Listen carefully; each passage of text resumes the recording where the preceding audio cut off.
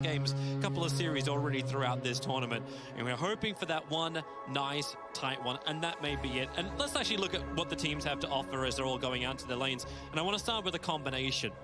We saw some weird shenanigans with Rubik, Bane, and OD before, but we're watching that Bane Enfeeble and how it actually syncs with the rest of his team. Well, it's interesting because the way it works with Doom and other spells that are affected by status resist but deal damage over time is that you'll increase the duration, but the tick interval will change to match the new duration. So it's the same if you were to doom someone with Satanic, you would actually still take the full doom damage, but it would be applied faster. With Bane, the doom will last longer, but the damage will be spaced out more.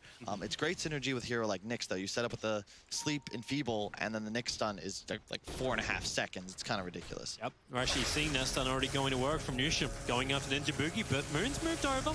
It's a level 1 static link, but he's going to get a full duration steal out thanks to the wall that's up, and Ice Mike 88 may not have the life to survive this. He's already used his Brain Sap. One more attack from Moon, and he'll actually get the first blood. Mineski will still be claiming a couple of the bounty runes as well. That's huge.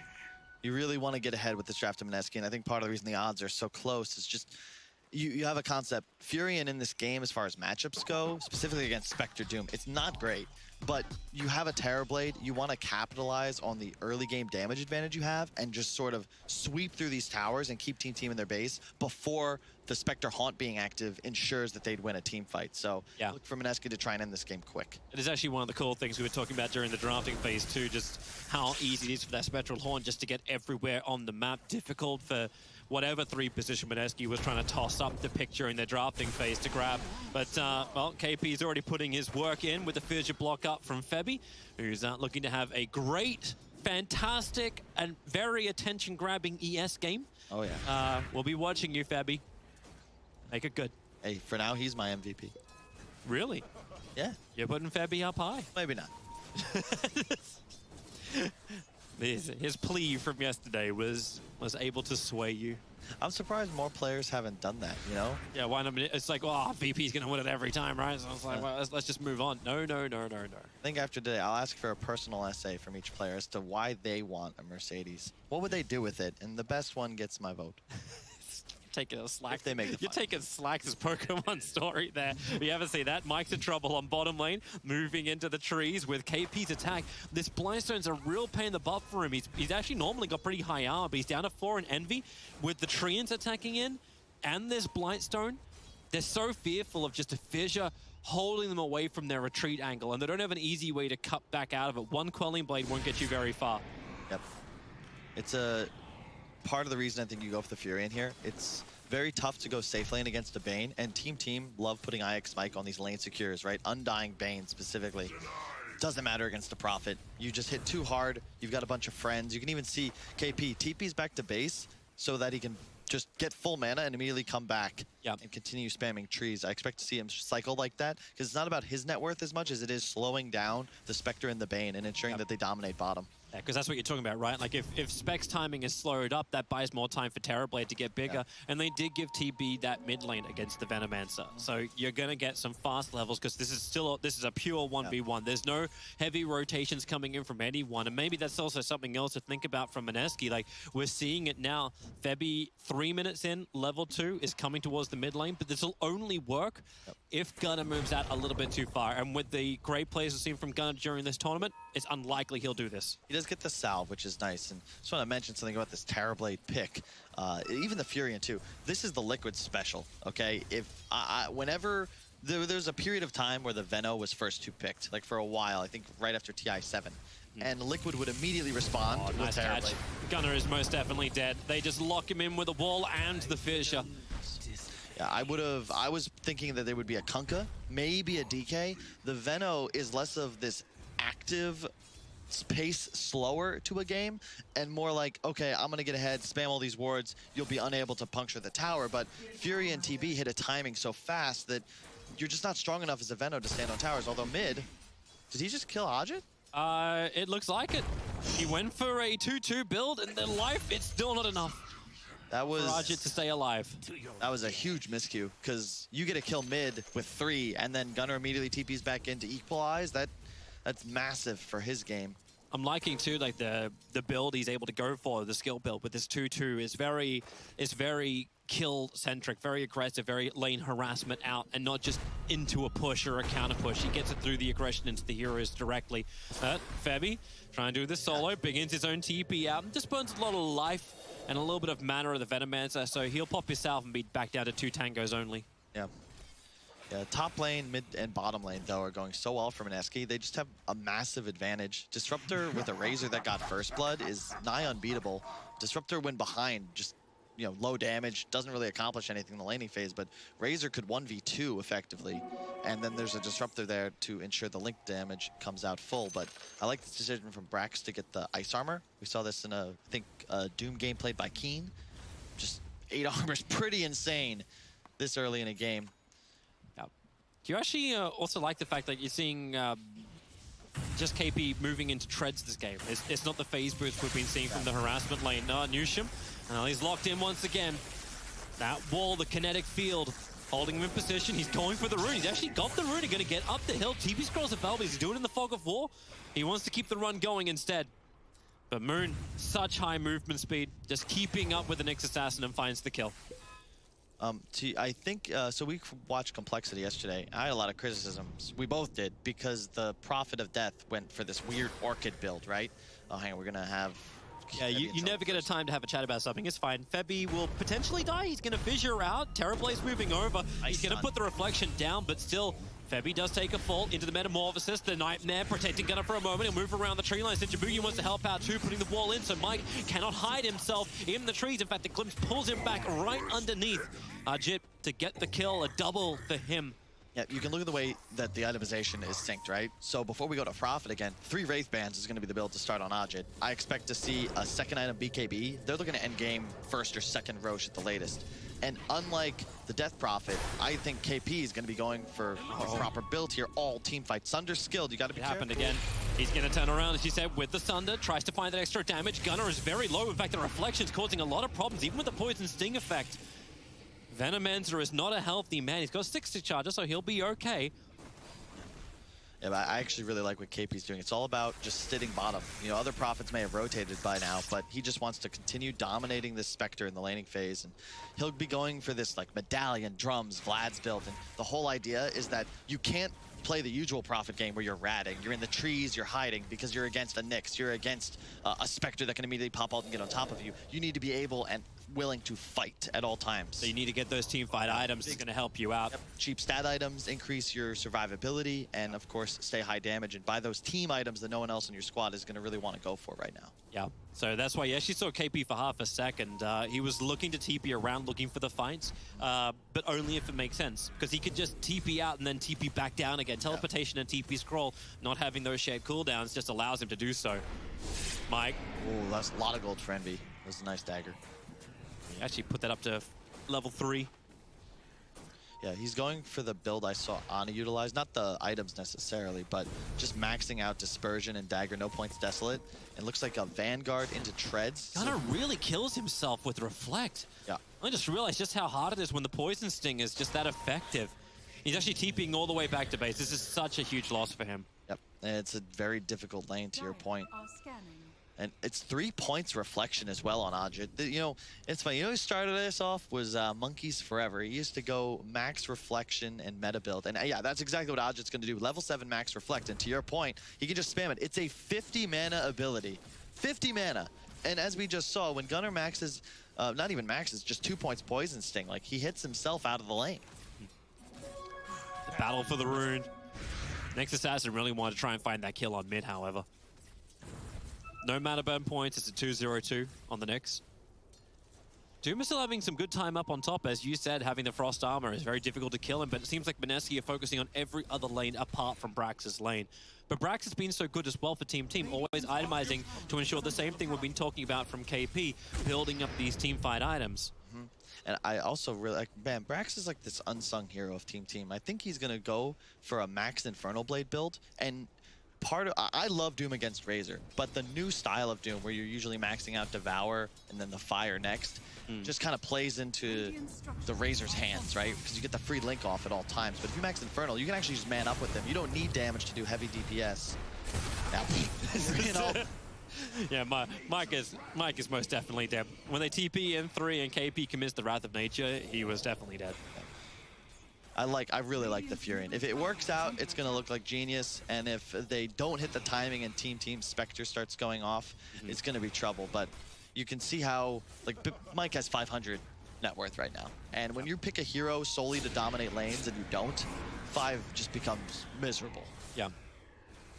But I also like the way that, like, to make it work off right, like, you got to bring KP down to that bottom tier 1 tower and never relieve the pressure. And the second they got the kill on Mike, he's down on bottom lane, even without the creep wave, he's hitting into the tier 1 towers, no backdoor regen on those suckers, so he just keeps going with Febby babysitting. She feels like the old, like, you remember like those Wind Ranger ES dual off lanes that used to be done. It's like, you know, you can go up as far as you want to because the Fissure will be able to protect you. Maybe not so much against a Spectral Dagger, however. He can jump over the rock wall. Yeah, you just want to make sure that you aren't susceptible like a Trilane or something weird. The team supports come online at level 6, so as soon as that happens, Prophet's got to play a little more cautious. Top lane, nice armor. They're going after Doom Prophet. Oh, nice Sprout, traps him in. Even with the Quelling Blade, Rax could have just cut straight through if he put it on top of him. Instead, blocks the tree line, and they find the kill. Yeah, and this is how you play Prophet, by the way. And it looks weird. You're picking it into heroes that are typically good against it, but this is not an Orchid buyer in this game. Yep. You're just so active now. You got 3 points in your trees, a drums, a Blightstone. So anywhere KP goes, you can find a kill and collect the tier 1. I just love playing with this as my offlane. And because with the time he commits, it's like 10 seconds that he can go down to bottom lane.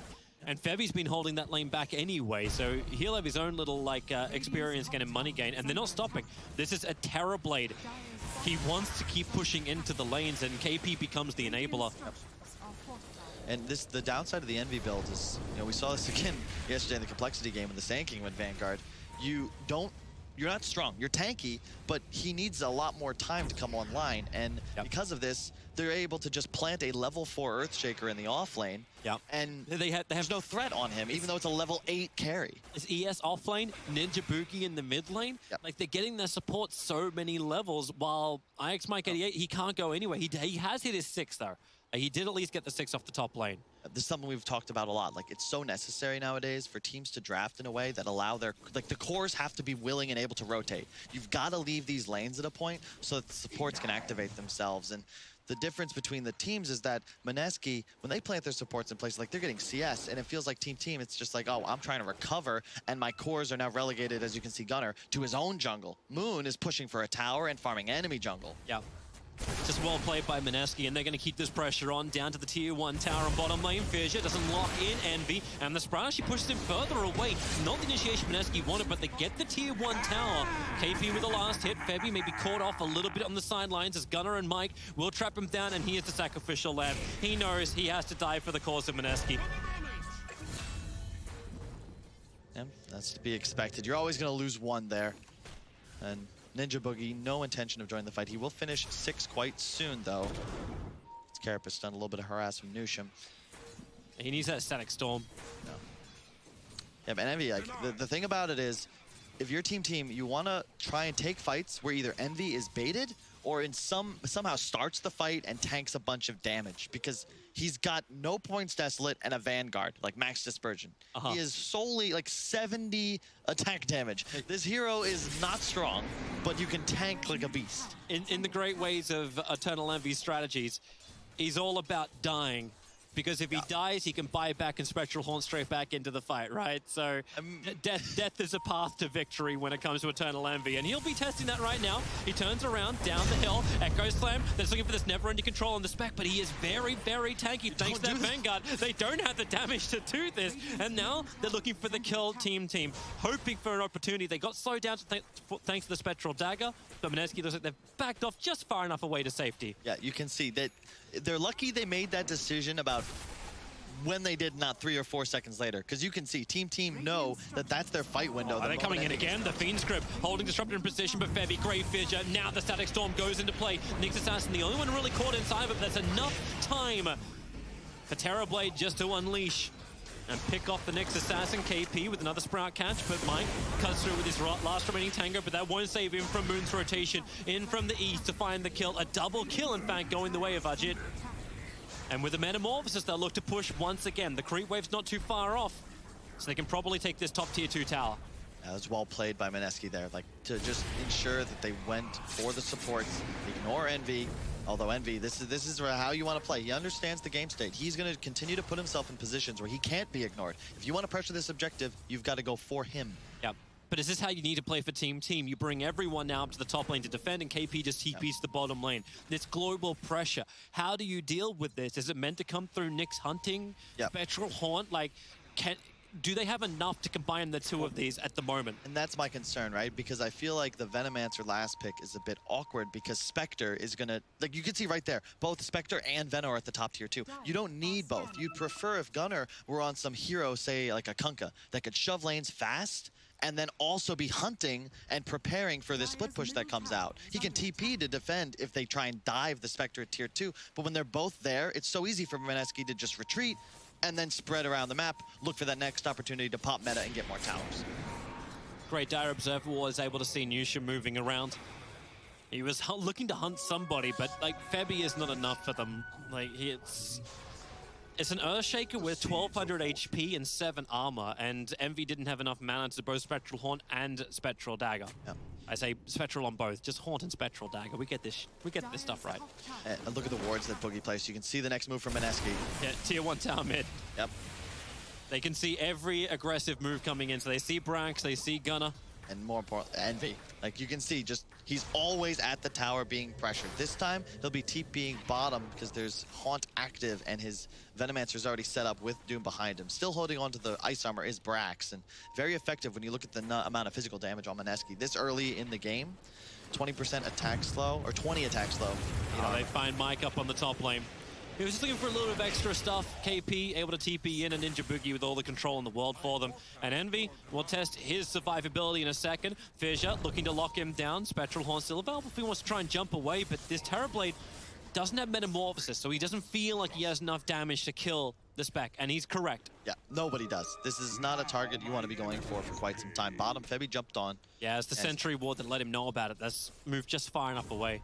Yeah, and I love the decision as well. You can see going for the Ags here. Blink is just useless. You're playing against Veno wards. There's a Spectre Haunt. There's an Invis hero potentially scouting you. Like, there's never a reason. You don't want to rely on Blink. It just it's a lose-lose scenario. So just rush the Ags. It'll come on a bit later than the Blink, but you know it'll always be effective. Yeah, we get the Slam Shaker instead. How do you like the other two items? We see both sides actually rushing it. Rod of Atos for both the mids. So Moon's got one and Gunnar's got the other. I really love it on Moon. He gets the hood first, so it's all about the tankability. But now you also provide just a little bit of catch, so it's not all about your supports. You wanted a little bit of disable, and it's tons of raw stats. So he's deceptively tanky, and you know that you're going to be facing massive amounts of damage, like just the Veno ult, the Doom, the Infernal Blade. There's a lot of max HP-based magic damage. Look at them, 2.5k-ish worth of building damage coming in from Mineski. KP just took the top tower without any kind of contest. Team is taking so long just to push down a wave. This almost feels like the inadequacies of that Venomancer in mid lane, where he can't clear. Like, the Plague Wards help build up a wall over time, but a wall's not built in a day. Now Nusha runs forward, uses Spike Carapace, but support is behind with Ninja Boogie. Not the greatest combination, but he's got the glimpse to pull back that Nyx Assassin. Does not want Nusha to be the initiator in any way, shape, or form. Yeah, they're doing a great job on Mineski. It's an 8k lead, which usually would say a team is running away with it. I'd be curious as to what the win probability is, because I'd argue that, yeah, it's looking good, but this isn't by any means a decisive advantage. They need to continue growing their lead at about this rate, and the way they're playing is managing this, because you've got Fury, you've Disruptor hunting. Anytime he finds a hero available, Fury can just TP in, boom, that's going to be a kill. Yep. And Ajit just hard farming while sending illusions to bottom. So they're just trying to pressure lanes, grow their gold advantage. You don't want to fight team, even with this big of an advantage, because it would involve running into a bunch of tanky monsters and trading. So you put the timing on Mineski before that. Like, they need to do this within one to two Roshans. How do they actually ensure the Roshan against team if they don't want to take these fights? You wait for an opportunity around a tower. Like, it's going to be with meta. trying to think. It's really starting with a pickoff. You've got the Disruptor, you've got the Prophet, who actually will be going for the Orchid. KP's about to finish that. Rooting out again onto Febby. Yushim, he was waiting for Febby to, I think, to actually fish it for half a second. He's already used his Spike Carapace as they fight this battle. Envy is running forward. The Veno, the Gale, actually the Nova is pretty damn good. Febby, no, he couldn't actually hit anybody with the Echo Slam. He definitely wants to disengage and get back to base to regenerate, but that now means the rest of his team, what else they got left? The Static Storm is good, right on top of Envy. KP will now finally join the fight. A great double stun from Yushim, holding in Moon, and they get the Doom off as well. Moon, does he have enough life to survive the Terrorblade? He's gonna go down, couldn't get the Thunder out, and now it's one dead, it's gonna be a two. Razor just cannot move. The Nyx Assassin held in position, and Brax does the work in the middle of the engagement, finds the fight, but they're getting a turnaround. KP with a triple kill, fighting from the trees, because he's the master of that environment.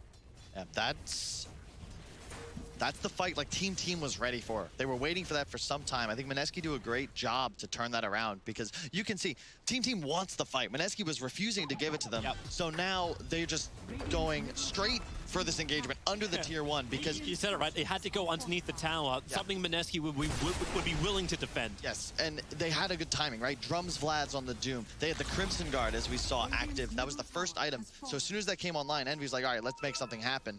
Yep. Didn't even use the Haunt in that fight. He was just there.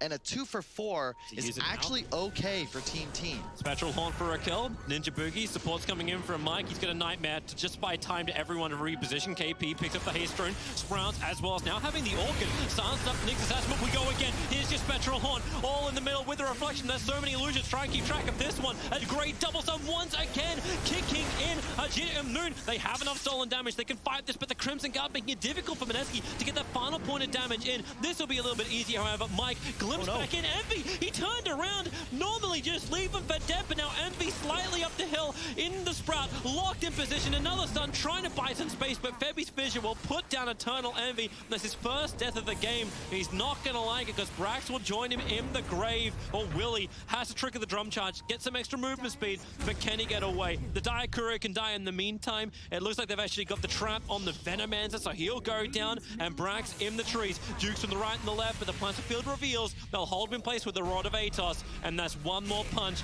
Febby, he didn't want to steal the kill, but yeah, Moon will claim him at the end of the day. That's just a great team fight. Team, they have the Haunt, and they know there's no meta, but I think the Doom is way too valuable. With no Doom, they didn't have the positioning on the supports either, and Mineski just held the high ground, and then eventually they turned that around.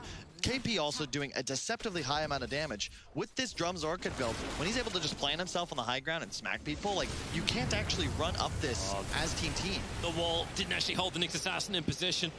Febby wants to keep up, but he won't find him. But while that's going on in mid, you still take the bottom tier 2 tower, so Mineski is starting to claim more and more map control, which is just, it's never-ending gold for a Prophet. That was a huge fight for them. And I just love the itemization. You can look around each and every hero, even the Disruptor of Ninja Boogie. He's got a cloak because he's going Glimmer, double bracer, wand, like 1500 HP. They all recognize, look, we need to be in a position where we just are so strong that we can abuse Team's lack of damage for now, because that's how Team is like, they want to win these fights in that 15 seconds with Haunt up, the Venom ticking, the Doom ticking. And if you're able to tank through this, kite back, and then reinitiate, you find. Moon, the smoke breaks. They need a control, and they got him through the Rod of Atos and the Nova. They're committing everything the Fiend Script, but Febby's in position to get the Fidget cancel onto Mike's Fiend Script, so Moon can get back up the hill. The Doom is out. They have thrown everything they've got at this Razor to try and find the kill with the jump forward. Spectral Dagger, they just want this Razor, but be careful of the denial. They're holding him back. You know he's waiting for it. They turn, they sunder. He actually gives the life back over the Razor. There's no denying, there's no death there apart from Ninja Boogie, who was trapped in by 3 different heroes. The buybacks are coming in. Febby hits the Echo Slam, but Venomancer, he's got the life thanks to the wand charges. They're locked inside this kinetic field. Ninja Boogie keeping Team here a little longer than they really wanted to, thanks to that buyback and TP forward. They glimpse Spectral Haunting Dagger, able to get Envy back away to safety as Mike will die. Envy's copying a lot of damage. Nice Spike Carapace stops Moon, as well as KP keeping the instant chase on. Brax, drum charge to run away once more. This time he will be able to survive. You can see Mineski, like, exactly. Don't turn back into that. underneath the sentry ward. It was the same one that saw him previously. They're trying to glimpse the Doom away, so Newsham can't follow through and get the revenge kill into Boogie. Like, Mineski is on top of this. They recognize the win condition. We are not able to take fights that we're looking to initiate. We need to get these spells off Team and just continue buying time. Even though they have a 12K gold lead, they were in flight mode 100%. Yep. And now that all these spells are burned, they can finally go for an objective again, the Roshan. And this is key. This is the item that they could grab to win the game. If the Aegis comes out onto the Razor or the Terrorblade. Oh, they're looking for the kill onto Mike now. Roshan is definitely the primary target. The Glimpse pulling back in. IX Mike 88. He'll Nightmare over on Moon. They're running through the rear. It's a good Gale connecting on 2. Newsham looking for a triple stun. He's probably going to claim it. Does in fact do that. Razor is ticking down too low. They actually have to pull Terrorblade out of the pit to have this fight. And they will just let everything rip. KP with his BKB fresh for this fight. Now wearing off. That's how long this has been going on for. The 10 seconds Brax pull back into the engagement. He can't move away. The Frost Armor wore off, so he had nothing else to give. But Roshan is still not dead yet. They're trying to bring Terrorblade back in to finish up Roshan. These stuns just continue. KP caught out of position, and once again Mineski forced to come out the pit and join in this fight. KP is trying to move away. This Poison Sting and Gale. Oh, he actually taunts as he walks away. Oh, that BKB was huge. It's the only reason that Mineski were able to stand strong. But team, like they're like the annoying little kids that won't go away. They're just camping around this pit. Just put more wards down. That's all right. They're just spamming these spells, and Mineski never feel confident enough to actually dive forwards, and this is the strength of Veno. You give him enough time and you will fortify your position. Bounty runes spawn. Oh, Gunnar, they're actually gonna kill him. He was killing himself off thanks to just the reflection. The Nightmare's trying to buy a little bit of time. He'll go for the Rod of Atos on the Razor. No buyback for the Venomancer, and maybe this is the opportunity one. IX Mike 88, he'll go down as well. Envy, he's hovering around the back of Roshan. He's also looking for the bounty runes as well. Yeah, sure, you claim that money while this is all going on. But Roshan is starting to regenerate, but Mineski, they just want to finish him. But Envy is making his presence very well known. Throws out that Spectral Dagger. It's a pretty damn low cooldown, but they want to keep going. But the Storm is a pretty damn good one. Envy moves back out. The Doom is out. And the Echo Slam. Febby holding Envy in position. Can he get out of this one alive? No, he can't. The Sprout was going to make sure he couldn't get out anyway. Buyback is available. Do you want to commit it at this point? Mike is just having to battle against all of Mineski. A buyback in from the Razor. They want to kill off the Doombringer. That's who they want. The Glimpse. It pulls Nyx Assassin back in front of the Roshan pit. You can Orchid silence him up. He still was able to stun him up a little bit of time, but now Mineski, it looks like finally they can finish what they started. The kill onto Roshan, and they may even claim, something in return for Team. Brax catching out Ninja Boogie to kill him in the bottom river, but Roshan, he's the bigger prize belonging to Mineski. It's a weird game to watch, but conceptually, I still think both teams are playing properly. You can't just give away Roche's team. And sure, you lose that fight, but you killed Razor, you forced a buyback, and you kill Disruptor. So this gold advantage, it's going up for Mineski still, but the team net, like, it's not as much as it could be if team were just kind of chilling in their base. They don't have any method of fast sweeping through waves. You need to buy time for the Spectre Radiance. Continue increasing the duration of this game, because that Envy Radiance, he's 2,000 away. He's already shown he could survive in these fights. Like, he's literally standing in front of Roshan pit, in front of 4 heroes of Mineski, saying, I know I can live if I can pop my Crimson Guard. Yep. If you put Radiance on this and then you start getting missed chances as well, it's a possibility. It is definitely a possibility. New item as well for Febby. That Aghanims he's been working on for a while has now arrived. Yeah, I love the way KP's been playing this game. I even go, I'm cool with the Orchid based on it, just because he had the ability to do so. You go for the drums first, you're strong, you have a big advantage, so get this item that is the most efficient for your DPS, and then immediately BKB. But you can see his strategy. He is in the team fights. He's not going for buildings, he's not poking on the outskirts, going for solo kills. Yep. He's getting right into the thick of things and auto-attacking. And that's what you got to do. They're coming for a fight, Mineski. 3-man smoke up, heading down. They actually draw to bottom lanes. They want to push in the lane. Venomancer is not here. They have TP scrolls already. So team can come back, and they're looking for their opportunity. Envy will be the one who will present himself. Fisher, there's your axe jump forward from Febby. The Storm is good, and Envy, he's trapped on the end of it. He needs more help. That Nova is pretty damn good itself. Mike will come in to join the fight, but Febby just jumps into the back lines, looking to keep the pressure up. Now there is the buyback into Spectral Horn if they want to try and defend this tier 1 tower. If the damage is enough, Mineski trying to battle through the fortification of team. Gunner got glimpsed top. Venomancer will not be here for this fight. Now the Great Fissure catching out two, and the jump forward from Febby. He'll be stunned up himself by the Echo Slam, dropping down Newsham. Now he moves forward once again. This man is slamming everywhere on the map. The Fiend's Grip of Mike cancelled by the glimpse of Ninja Boogie. This is a full bottom racks that will be claimed. They did not want to burn the buyback. They didn't have the Venomancer, as you said. And Mineski, they will continue this pressure into mid lane. Just clinical performance thus far from Mineski. They hit the timing, and that's it. They're still going. Yep. Why stop? You know the buyback, if they can force one out, that's even better, but here comes Febby. The jump forward, the Gal will be able to connect, and Febby will cop a lot of damage from this, but that's why he just jumps further away, begins his TP. Envy, no, the glimpse, pulled him away, one attack would probably find the kill. Envy's looking for something, KP's TP down, and he'll have to jump over to Ninja Boogie. Doesn't even connect on the dagger, but that's why Nyx Assassin, running forward with the Vendetta, will find the stun. Envy now has a Spectral Dagger back off cooldown, Moon's nearby, the wall is up, Envy once again, he's like a lion trapped inside the cage. He'll go down. Newsham, no he won't. Yeah, he will. The Orca pop.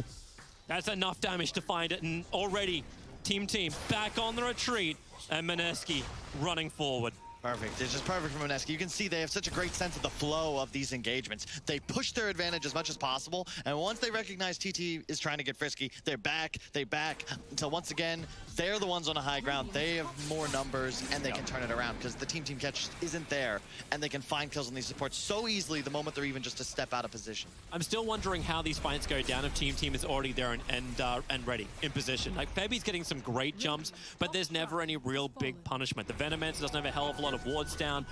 Team like a glimpse back, not in position, not ready for the fight. And you know they want to have these long sustained fights like they had around Roshan. It's the reason why he got the negative 8-second cooldown on Venomancer Gale. He wants to just keep spamming this out, get the extra plague wards at 15 and just go nuts. Yep, it's just, I mean, that will be interesting to see. Like, maybe you get so many wards that Mineski can't dive your base anymore, but they've just hit, their itemization is on point, right? You hit the Ags on Febby, you've got a BKB now on Moon to go with the Pipe Atos, MKB next item on KP. Like, they're just so strong. They've all got so much survivability, and the damage output in comparison to the Radiant lineup is just, it's not comparable.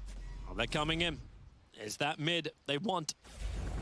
A melee Rax is the primary target. No fortification available for the Radiant side. And Gunner was already just farming up the top lane, so he wasn't totally ready, but it won't matter as long as they make enough space. The mid melee Rax is all they really need. That's an interesting Nova. That was well away from everyone in Mineski. Boy, Chope, they totally realized it. I gotta, don't worry. Everyone deserves one miss in their life. You have to make more wards to make up for the push. So Mineski, they know Nova is down. Not a lot of damage to kick in from it, so they'll keep the pressure up in through the top lane. And you jump, Febby chasing the Venomancer, puts him down with the Echo Slam. The buybacks are available, but once again the wall. Eternal Envy has just been the primary target from Ninja Boogie. Michael go for another Fiend Script. They are going to get these Plague Wards up, and Terrorblade licking his wounds quite heavily. The Doom is on him, so he will tick down to a deathly point. Probably have to be denied, but it's the middle of the battle. Brax is just standing his ground against Moon, who has to die. They have to be able to kill up this Razor. He'll bring Nyx down with him. They got the deny on Ajit as well, KP. Of course they did. And here comes Febby. This man's looking to prove something, trying to put on a show, jumping forward, looking for more kills, just controlling up Doom time and time again. They glimpse him back over again, another time for a stun. Control, features off cooldown in 1 second time, throw that out, get the kill onto Brax, sure, keep it up. A buyback can come in from Brax, get him back into this fight for Febby. A great double stun. Then his stun timings have just been right on point, as well as the walls. The supports from Mineski are just making it almost too easy for the cause. Finally, Febby looks like he's going to go down to the Plague Wards. They push the issue maybe a little too hard. Newsham's double kill, find the kills, but the mega creeps belong to Mineski. This base really belongs to Mineski, but they'll give up tenancy. They'll collect rent a little bit later. Disruptor will go down. The Gem of True Sight lost. Envy jumps now up a little bit further north, but Jit's already run away, and Team are in full damage control. You might want to be careful here if you're Mineski, because you've just activated Eternal Envy's powers. Mega creeps, 33 minutes into the game, please. The throne exposed, 100% win rate for Mineski as well. Is this what Child's play. I'm sorry, that's actually, it's incorrect. They're rounding up just like the panel liked to do before. This is a 99.8% chance Mineski win. But that 0.2%. That's the EE factor, 0.2%.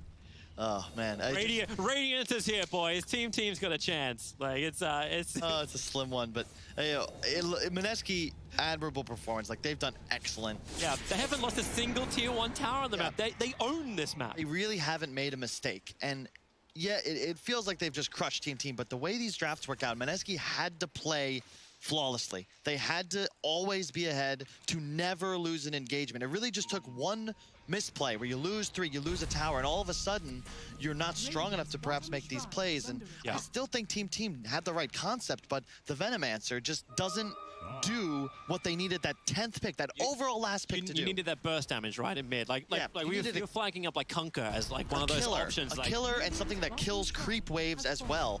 Veno just doesn't accomplish these tasks, and you pick it into 2 heroes that one of the best teams in Dota, Team Liquid, will always pick into Veno. Prophet and Terrorblade, and this is exactly why. Because you leave your draft weaker and susceptible to these tower slayers early off in the match. And you know, thus far KP 10-1-20. Phenomenal game. Heavy jumping into the spike carapace. You will get the orchid off from KP, trying to put that fresh Monkey King bar to work.